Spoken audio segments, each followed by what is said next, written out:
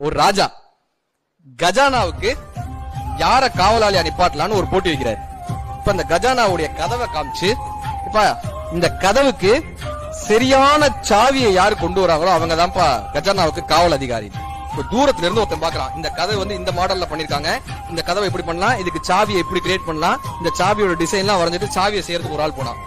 ரெண்டாவது ஆளு கதவை பார்த்தான், இது எப்படி உடைக்கலான்றத பார்த்தான். இந்த சுத்தியில எடுத்துட்டு வந்தோம்னா இப்படி அடிக்கலாம், இது எப்படி அடிக்கலாம், கதவையே தூக்கிடலாம். ரெண்டாவது ஆளு சுத்தியில ரெடி பண்ண போனான்.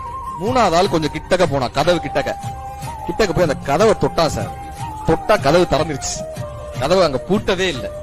நம்ம என்ன பண்றோம்னா தூரமா நின்னு இதுக்கு என்ன சாவின்னு யோசிச்சுட்டு இருக்கோம், இந்த கதவை எப்படி உடைக்கிறதுன்னு யோசிக்கிறோம். யாருமே அருகில போய் தொடுறதுக்கு தயாராகவே இல்லை. தூரம் நின்று யோசித்தால் குட்டை கூட ஆழம்தான், நேரில் சென்று நேசித்தால் கடலும் நமது தோழன் தான். நமது முயற்சியை பண்ணி தான் பாப்போமே. சில இடங்கள்ல ஏன் தூரமா நின்னு தயங்கியே நிக்கணும், இது நம்ம